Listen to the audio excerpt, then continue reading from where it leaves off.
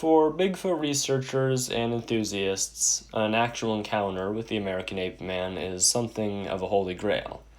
But, of course, not all Sasquatch sightings are created equally. Some merely see the hairy hominid run across the highway, others will have a camping trip interrupted by the creatures, and some are even forced into one real high-stakes game of cat and mouse. Whether a Bigfoot encounter ends as a story you can tell at parties, or a story told at your funeral, is dependent on a few factors. First off, age and consequently size are both big ones. Animals will act very differently towards creatures that they perceive as threats, as opposed to animals that they don't find threatening. This also ties into the next factor of what will happen in a Bigfoot and human interaction, and that is what type of Bigfoot it is. There are 4 types in North America alone, and their level of aggression varies from type to type. Type 1s and Type 4s, which are patty types and relic hominids respectively, are generally thought to be on the more peaceful side, unless you really attempt, for some reason, to provoke or outright attack them. At worst, they'll just scare you off the land with howls and thrown rocks.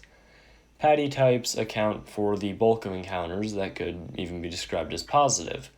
They're more curious about humans than confrontational or violent, and there are more than a few stories of them saving us from wild animals, dangerous humans, and even other cryptids.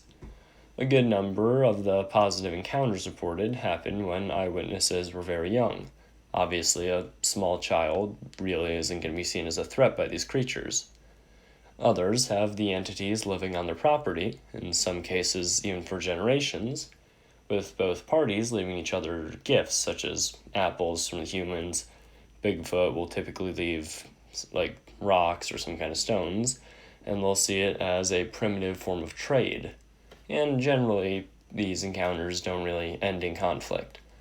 Type 2s and Type 3s, however, wood boogers and gugwees, well, they make up the more aggressive and confrontational encounters. Patties will see children as less of a threat. Wood boogers will see them as dinner. The name wood booger is actually derived from woodland boogeyman, based off of stories of them carrying children in the south off into the woods at night. Gugwees are even worse, seemingly the only primarily carnivorous Bigfoot. Their relations with humans extend to, hey, a meal's a meal. While other Bigfoot will see a kid as something to protect, Gugwee will be seeing them as a perfect midnight snack. The best defense against Type 2s and Type 3s is a good odd defense. Some eyewitnesses report them being scared off by gunfire or even other Sasquatches. Others see them but don't live to tell the tale.